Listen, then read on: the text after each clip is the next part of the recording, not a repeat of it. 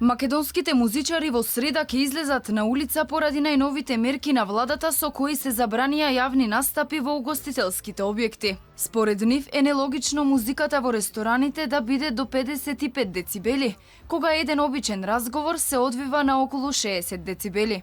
Најголемиот проблем е со странските изведувачи, колку што е проблем тоа што не се санкционираат оние кои не ги почитуваат протоколите и мерките.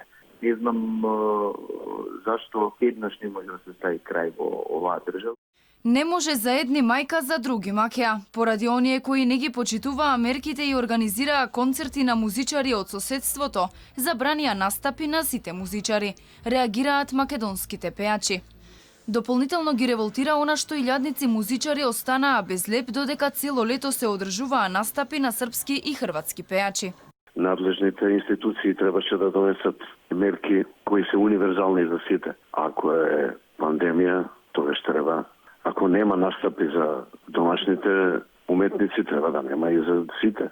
Така излезе многу некоректно и неправедно према домашните уметници. На најновите анти-ковид мерки реагираа и од независната угостителска комора. Велат владата повторно донесе одлука без никаква консултација со угостителите, музичарите и коморите. Поради десетина неодговорни угостители, владата одлучила да казни 6500 објекти со над 35.000 вработени.